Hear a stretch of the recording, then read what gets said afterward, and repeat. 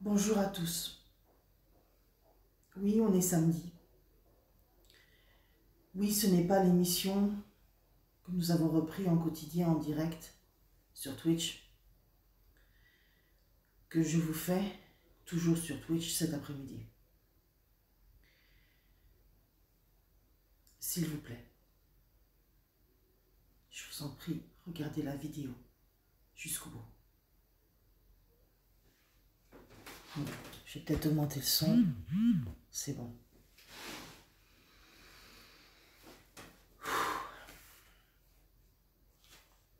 J'ai écrit pour pas m'emmêler les pinceaux et pouvoir vous dire tout ce que j'ai à dire. La semaine dernière, je vous ai fait une vidéo SOS violation, vie privée et harcèlement pour vous alerter. Eh bien, vous savez quoi? Rebelote. J'ai choisi de titrer cette vidéo « Moi aussi, j'en ai marre ». Il se reconnaîtra. Dans la nuit de jeudi à vendredi, donc de cette semaine qui vient de passer, oui, encore la nuit, toujours la nuit.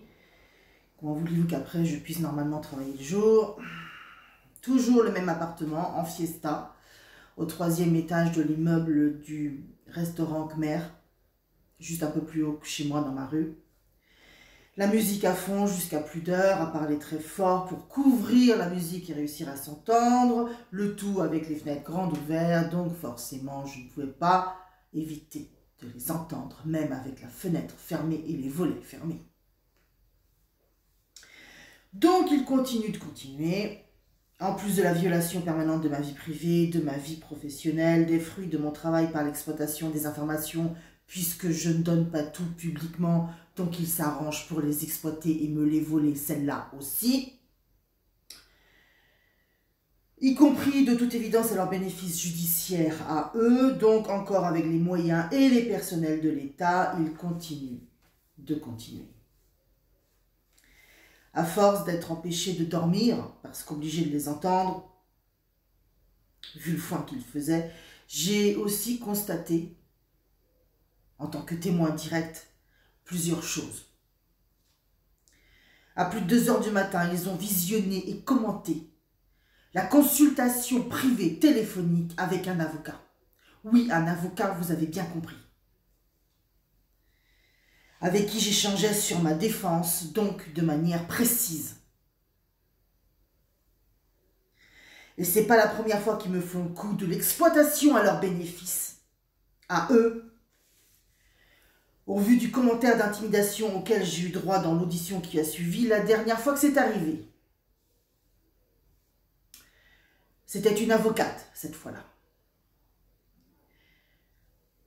Autre chose, et en plus, donc ce n'est pas la première fois, cette semaine avec les personnels et les moyens de l'État illégalement en cours d'exploitation pour m'exploiter moi dans la défense des fonctionnaires impliqués dans ce qu'ils m'ont fait subir eux, qui se font couvrir par ce biais en plus de ce qu'ils m'ont fait. Car, en prenant connaissance de la totalité de ma consultation privée avec un avocat,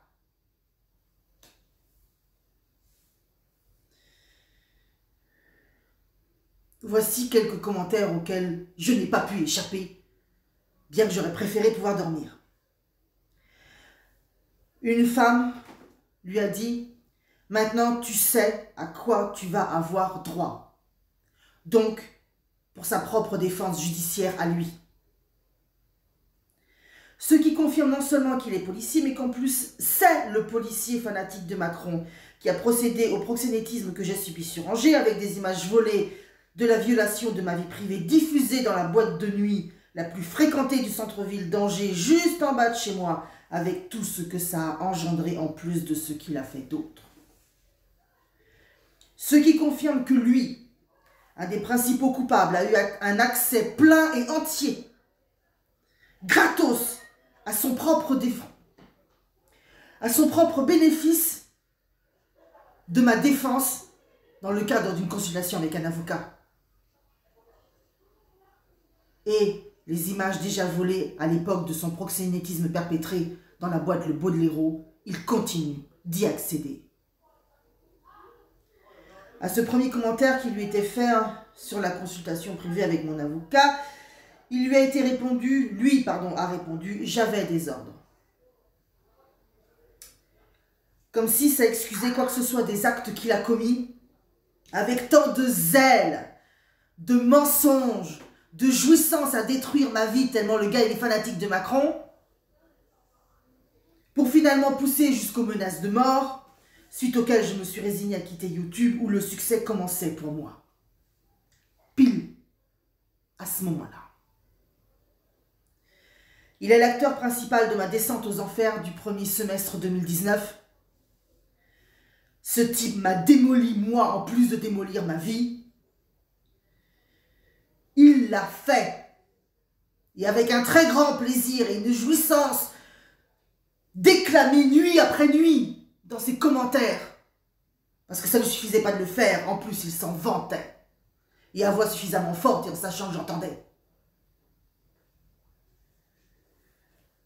Pendant cette période se sont cumulées 3 destructions systématiques. La destruction diurne par les commerces coordonnés et leurs relais, qui n'ont jamais cessé. Celle sur Internet fortement alimentée par la très missionnée et très protégée Karine Just Be, puisque ma première plainte, avec plus de 100 pages de témoignages directs et de preuves, a été enterrée pour lui rendre service. Pour me démolir, pour tout ce qui commençait en bien pour moi en réputation sur Internet. Ma seule autre alternative pour pouvoir vivre de mon métier après que l'on tue mon activité sur Angers. Et la nuit, il y avait sa destruction à lui sordide, crade, sexuelle, avec insultes et menaces en plus. Plusieurs nuits par semaine, certaines nuits au-delà du petit jour. Par tous les connards de harceleurs qu'il a excités exprès avec les images qu'il a fait diffuser dans le Boléro, la boîte de nuit la plus fréquentée du centre-ville d'Angers. Volées à l'intérieur de mon appartement. Diffusées par lui. Donc j'ai appris cette nuit qu'il est toujours policier. Qu'il est toujours soutenu et protégé par ses pairs malgré tous les faits et les témoins notoirement connus sur Angers. Et qu'en plus, les images d'espionnage, pour en permanence continuer à violer ma vie privée, perdurent encore maintenant, malgré le chemisage et le débranchage de ma télé. Le week-end dernier, il s'en est même vanté comme quoi ça n'empêchait rien. Donc, ils ont fait des installations à cette fin. Chez moi, il l'a voué à quelques mètres de moi. Je l'ai entendu avec mes propres oreilles. Et que c'est lui que tout le monde sait coupable des actes précédemment cités, c'est lui qui dirige la collecte et l'exploitation en grande partie pour son bénéfice judiciaire à lui, entre autres, de ces images en permanence qui continuent de m'être volées et avec lesquelles lui en plus il continue de me violer. C'est pas fini. Il a réclamé aux autres personnes présentes, donc on est toujours sur la nuit de jeudi à vendredi, d'être solidaires avec lui, autres personnes présentes qui se sont précipitées pour clamer « oui », commençant immédiatement à coordonner en direct leur justification mutuelle pour se couvrir. De suite, ils ont commencé. Donc, ce sont aussi des policiers.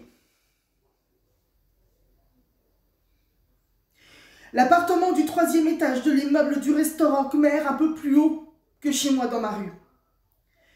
Je n'étais pas encore totalement certaine de les avoir logés là. C'est pour ça que je ne m'étais pas permise d'être affirmative. Jusqu'ici en tout cas. Mais depuis la nuit de jeudi à vendredi, je sais que c'est lui. Et c'est pas fini. À celles et ceux qui essaieraient encore de ficher la merde en disant que c'est moi qui mens, juste un peu plus tôt, toujours cette même nuit, en exploitant cet espionnage, il a reconnu la conversation en citant nommément le policier qui doit me recevoir mardi prochain, nommément, expliquant qu'il savait qu'il devait me téléphoner et pourquoi. Il s'est même permis de commenter ma recherche de justificatifs en vue de ce rendez-vous. Il est policier.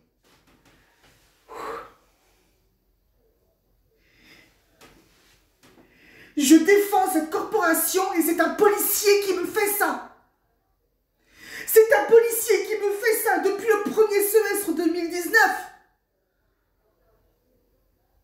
On est en avril 2021. Il a toujours un plein accès à l'espionnage qui l'arrange pour se justifier lui, se couvrir et coordonner leurs mensonges mutuels pour s'arranger entre eux. En plus de l'illégalité totale de m'avoir fait ça à moi. On y reviendra sur ce point. Et puisqu'ils sont encore à ce jour tout un groupe avec lui, à l'arranger et à travailler, en sachant tout ce qu'il m'a fait, c'est que c'est quelqu'un qui a donné hiérarchiquement l'ordre et que quelqu'un en a officiellement apposé sa signature pour autoriser ce viol perpétré de manière permanente depuis plusieurs années, ainsi que l'usage qu'ils font à leur bénéfice pour se couvrir entre policiers protagonistes qui se savent coupables. Entre autres bénéfices de ce viol permanent. Qui a signé? Pour qui ça a été signé? Pour arranger qui ça a été signé? C'est pas fini. À 4h40 du matin, la même nuit toujours, alors que ça faisait à peu près 1 heure seulement que j'avais péniblement réussi à m'endormir malgré eux qui continuaient. Cette fois, c'est carrément des cris qui se sont mis à pousser. Dans ce qu'ils ont gueulé, après les premiers cris, j'ai compris qu'ils étaient tombés sur la vidéo de samedi dernier. Bizarrement, ils se sont reconnus. Direct, ils ont commencé à coordonner leurs justifications mutuelles pour se couvrir. Et dans la foulée, ils ont éteint la sono. Donc ils savent très bien ce qu'ils font. La nuit dernière, ils ont tenté une autre stratégie à laquelle je réponds, moi aussi j'en ai marre. Et c'est pas fini. Parce qu'il y a eu aussi la nuit précédente, celle du mercredi au jeudi. Ouais, ça n'arrête pas. Cette nuit-là, un journaliste, encore un... Je rappelle le désert quasi total au niveau des articles et des dossiers qui sont sortis pour me défendre et pour dire tout ce que je subis. Après tout ce que j'ai envoyé à tous les journalistes à qui je l'ai envoyé. Donc encore un de plus qui a encore bénéficié de toutes les explications sur moi. Ce journaliste supplémentaire, très supplémentaire, après de nombreux autres, s'est longuement vu expliquer et au bout d'un certain temps, pour à la fois se justifier de la non-sortie d'articles et de dossiers pour me défendre et pour en savoir plus, il lui a expliqué à cette femme qui était en train de faire les explications que l'on m'accuse, moi, de tromperie. Vous avez bien entendu. On m'accuse, moi, de tromperie. Si j'avais pas si bien entendu, j'aurais eu du mal à croire que ça existe, mais si, j'ai bien entendu. Alors, comment est-ce qu'ils ont réussi à construire une justification pareille d'accusation contre moi? J'ai pas arrêté d'y réfléchir, évidemment. Parce qu'on m'a fait à peu près toutes les saloperies, mais alors celle-là, je l'avais pas envisagée. Et après, beaucoup de réflexions. La seule origine, ce sont les 2 personnes qui sont à l'origine de tout ce qui a commencé en 2012 sur Angers. Ces 2 machins ont commercialement exploité les actes sexuels commis sur moi et très multiplement exploités ensuite sur Internet par leurs amis détraqués sexuels pour me démolir professionnellement. en me démolissant d'abord en tant que personne, pour se garder les sous du marché des consultations sur Angers. Oui, le départ, c'est ça. Le départ, c'est ça. Elles savent comment ça fonctionne, c'est leur métier, c'est leur milieu. Elles savent très bien comment ça fonctionne. Elles ont fait exprès, elles savent ce qu'elles font depuis le début. Il y a un mot en droit pour ça, ça s'appelle sachant. Il n'y a pas besoin d'être un expert en médiumnité. Il y a juste besoin de savoir qu'elles sont des professionnelles, elles aussi, et qu'elles savent ce qu'il faut faire pour démolir. Un peu de bon sens suffit à comprendre même quand on est extérieur. À l'instar des chanteurs, des sportifs professionnels ou encore des écrivains, je suis l'outil de mon métier. Depuis 2012, c'est toujours la même stratégie de base qui est appliquée. Briser la personne pour briser l'outil. Me rendant concrètement la plus incapable possible d'exercer mon métier pour ensuite en exploiter les conséquences, pour accuser leurs victimes, moi, et finalement se garder tous les sous du marché des consultations en prenant en plus les gens pour des cons en leur expliquant que c'est pour leur bien. Et ils ont tellement réussi à les convaincre que c'était pour leur bien en les prenant pour des cons qu'apparemment elles ont même réussi à en récupérer pour se justifier et se couvrir judiciairement de leurs actes à elles contre moi dans la procédure judiciaire. Le comble de leur tromperie à elles. Alors qu'elles sont à la manœuvre depuis le début, qu'elles savent exactement ce qu'elles font depuis le début en tant que sachants.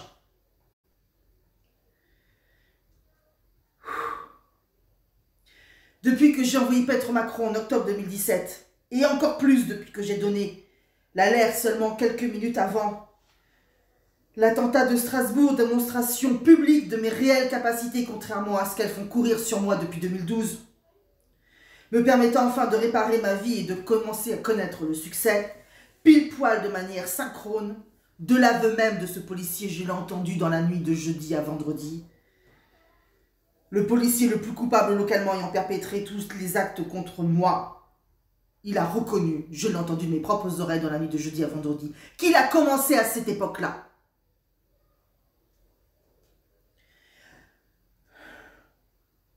Bizarrement donc, des moyens et des personnels de l'État sur la même base stratégique.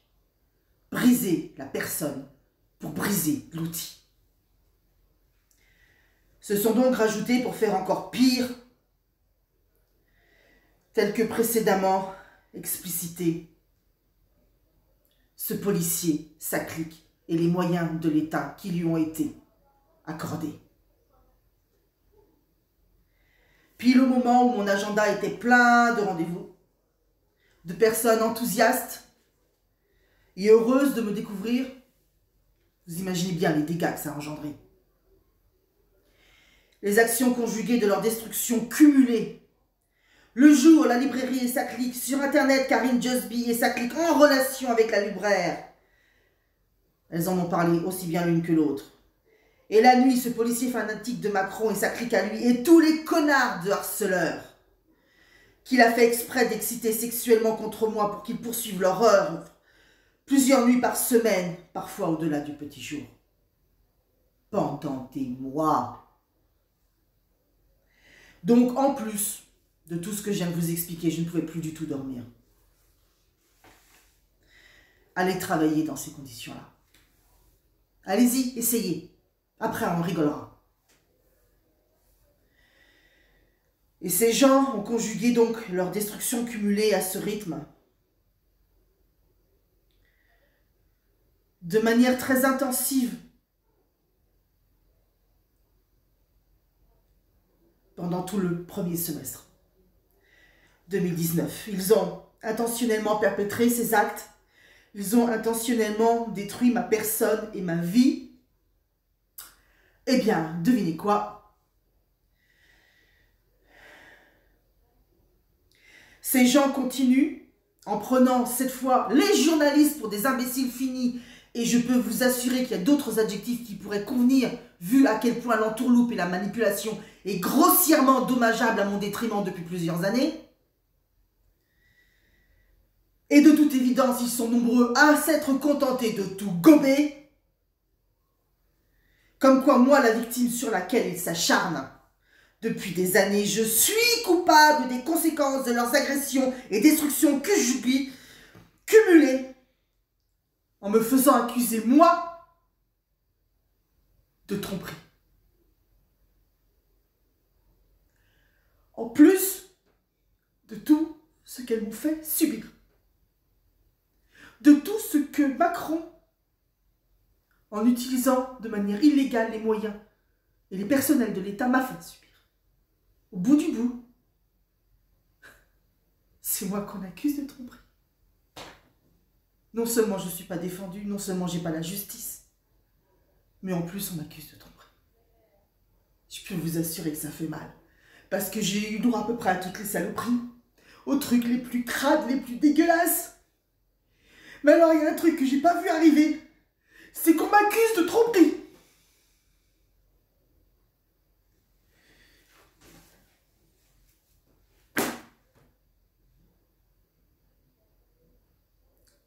Ça, c'est la réalité. La stricte réalité.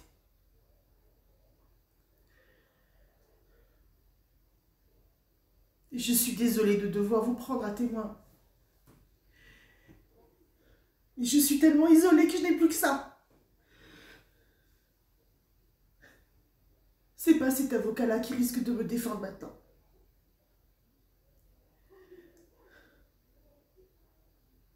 Pendant que ces gens se connaissent, se soutiennent, se coordonnent et continuent de bénéficier des moyens de l'État pour se couvrir judiciairement contre moi.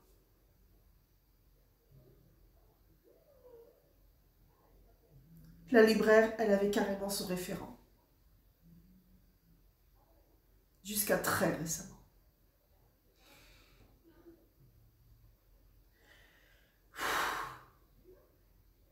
Et les journalistes, du haut de leur mépris, de leur peu de souci de l'honnêteté, de l'objectivité de leur propre recherche, se sont contentés de tout gober, de me blacklister. Quitte à me laisser crever.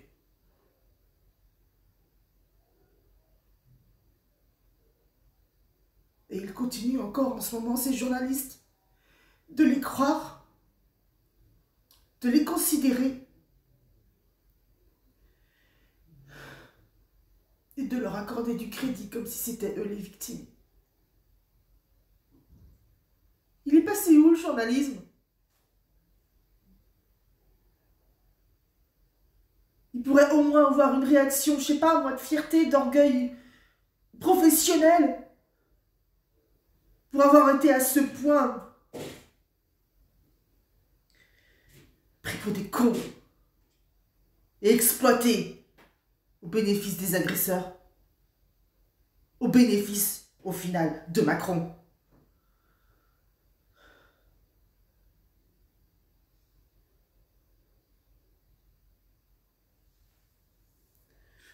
Ça, c'est la réalité encore aujourd'hui.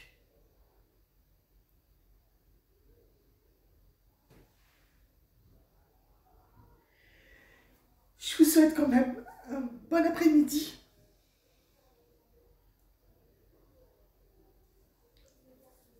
Et on se reverra lundi parce que j'ai pas fini de vous dire tout ce que j'avais à vous dire sur la réouverture généralisée. Je vais aller au bout du sujet lundi, en direct à 19 h sur Twitch.